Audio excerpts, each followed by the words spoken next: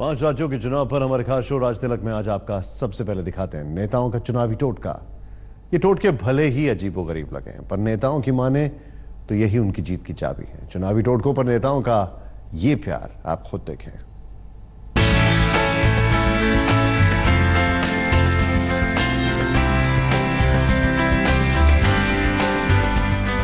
ये हैं राजस्थान के पूर्व शिक्षा मंत्री घनश्याम तिवारी।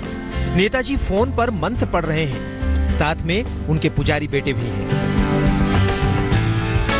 बीच बीच में नेताजी को उनका बेटा घड़ी भी दिखाता है। घनश्याम तिवारी नामांकन करने के लिए आए थे। रिटर्निंग ऑफिसर के पास भी पहुंच गए, लेकिन नामांकन करने की जगह मोबाइल पर मंत्र पढ़ने लगे।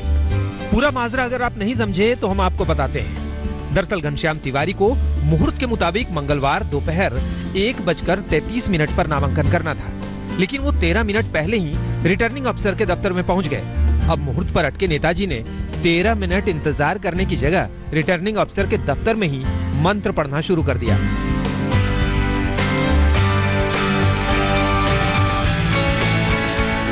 रिटर्निंग अफसर ने कहा कि नामांकन कीजिए, कतार में और भी लोग हैं, लेकिन नेताजी की सुई तो शुभ मुहूर्त पर अटकी थी।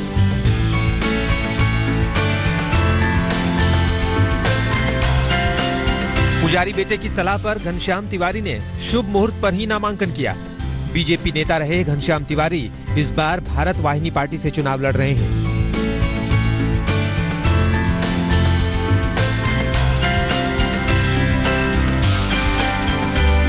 मेरा मंत्रों में विश्वास है, मेरा अंधविश्वास किसी भी चीज में नहीं है, लेकिन मंत्रों में मेरा पूरा विश्वास है।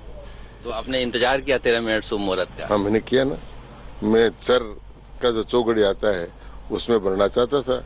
जब मैं दूसरों को बताता हूँ कि इसमें भरो, तो फिर मैं उसका उल्लंघन। गाड़ी पे जयपुर इधर उधर आना जाना रहा, लेकिन जब मंत्री का दायित्व मिला तो निश्चित से सरकारी गाड़ी थी। उसके बाद फिर जब दूसरी चुनाव में आया तो मैंने इसी गाड़ी से अपना सफर शुरू किया। निश्चित से उसमें भी सफलता प्राप्त की। अजमेर से चंद्रशेखर के साथ शरद कुमार, जयपुर, आज तक। मध्य प्रदेश की राजनीति में वीडियो वॉर चल रहा है। कमलनाथ का एक वीडियो वायरल हुआ जिसमें वो बीजेपी की देख लेने की बात कर रहे हैं। बीजेपी इस वीडियो की आड़ में कांग्रेस पर हमले कर रही है। वो उनका एक ही स्लोगन है, अगर हिंदू को वोट देनी है तो हिंदू शेर मोदी को वोट दो, अगर मुसलमान को वोट देनी है कांग्रेस को। केवल 2 महीने पुराने इस वीडियो से मध्य प्रदेश की राजनीति में उथल पुथल मचाने की कोशिश हो रही है। सोशल मीडिया पर इस वीडियो को पंख लग गए हैं और दुष्प्रचार को हवा दी जा रही है। इस वीडियो के राजनीतिक असर से आप वाकिफ हों, उससे पहले हम चाहेंगे कि आप ये पूरा वीडियो सुने। मुझे जानकारी आरएसएस के जो लोग इन्होंने फैलाए हुए हैं, मैं तो छिंदवाड़ा की बात करूं, मुझे तो लोग आके बता देते हैं उनके आरएसएस, क्योंकि नागपुर से जुड़ा हुआ है, वहां तो उनके लिए सुबह आओ रात को चले जाओ और बड़ा आसान है। वो उनका एक ही स्लोगन है, अगर हिंदू को वोट देनी है तो हिंदू शेर मोदी को वोट दो, अगर मुसलमान को वोट देनी है कांग्रेस को वोट दो। केवल 2 लाइन, और कोई पाठ पढ़ाने नहीं जाते। ये इनकी रणनीति है और इसमें आप सबको बड़ा सतर्क रहना पड़ेगा। आपको उलझाने की कोशिश करेंगे, हम निपट लेंगे इनसे बाद में, पर मतदान के दिन तक आपको सब कुछ सहना पड़ेगा। इस वीडियो को सुनकर ये साफ हो जाता है कि कमलनाथ अपने समर्थकों को सावधान रहने की ताकीद कर रहे हैं। हिदायत दे रहे हैं कि आरएसएस और बीजेपी की तरफ से कांग्रेस को हिंदू विरोधी और मुस्लिम परस्त साबित करने की कोशिश की जा सकती है। लेकिन ये वीडियो आधे अधूरे तरीके से वायरल हुआ और बीजेपी चुनावी गोल दागने कैमरे के सामने आ गई। संघ और हिंदुओं को निपटाने की बात जिस प्रकार से कमलनाथ जी ने की है, ये निंदनीय है, भत्सनीय है। कमलनाथ जी और राहुल गांधी जी, सुन लीजिए, आप देश के भोली भाली जनता को, उनके संगठनों को निपटा नहीं सकते हैं। देश की जनता लोकतांत्रिक तरीके से कांग्रेस पार्टी को निपटा चुकी है। सवाल है कि अगर काटछांट वाले वीडियो से माहौल बनाने की कोशिश होगी तो मध्य प्रदेश के असली मुद्दे कैसे जिंदा रहेंगे? खेती, खुशहाली, बेरोजगारी, विकास और भ्रष्टाचार पर चुनाव कैसे लड़े जाएंगे? आज तक ब्यूरो। मध्य प्रदेश में मुख्यमंत्री शिवराज सिंह चौहान के सामने चौथी बार सरकार बनाने की चुनौती है। उनके भार को हल्का करने के लिए पत्नी साधना सिंह ने भी मोर्चा संभाल लिया है। शिवराज सिंह की जगह उनकी पत्नी चुनाव प्रचार कर रही हैं।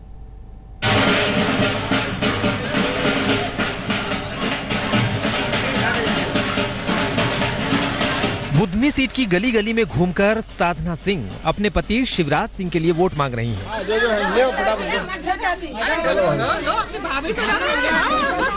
शिवराज पूरे प्रदेश में जिम्मा संभाले हुए हैं, तो बुधनी सीट पर साधना सिंह मोर्चे पर हैं।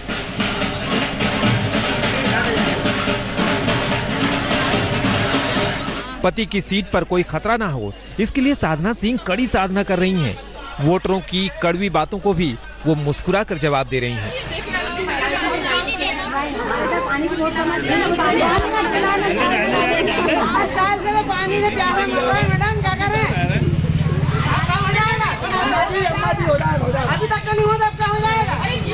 साधना सिंह को सोमवार को सीहोर में महिला मतदाताओं का गुस्सा झेलना पड़ा।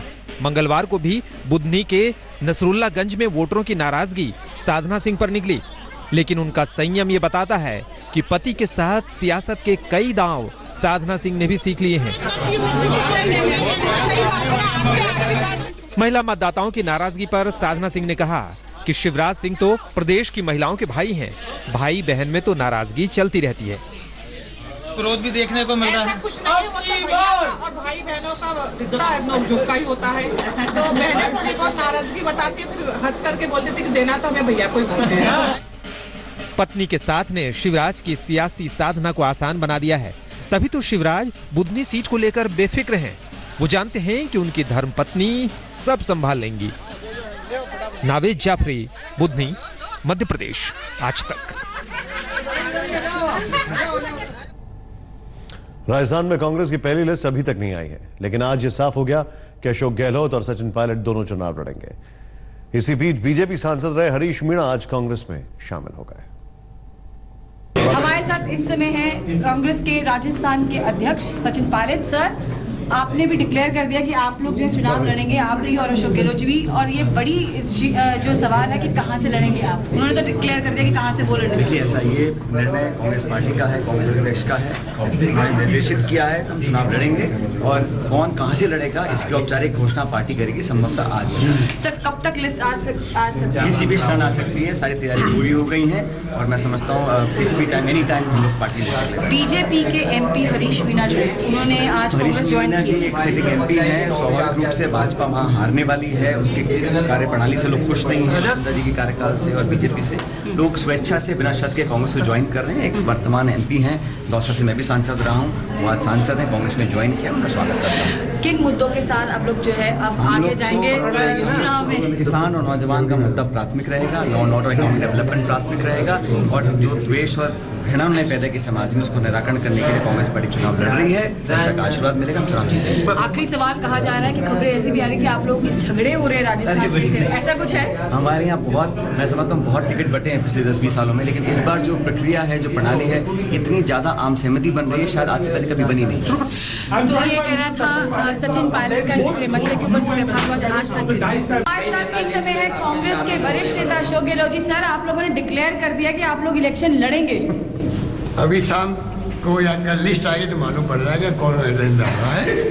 मैंने अपनी भावना बता दी आपको, और वो भावना आपको अभी जब लिस्ट आएगी तब पहले लिस्ट आएगी। सर, हरीश मीणा जो कि बीजेपी के एमपी हैं, उन्होंने आज कांग्रेस ज्वाइन कर लिया है, कैसे, क्या संदेश है तरीके से?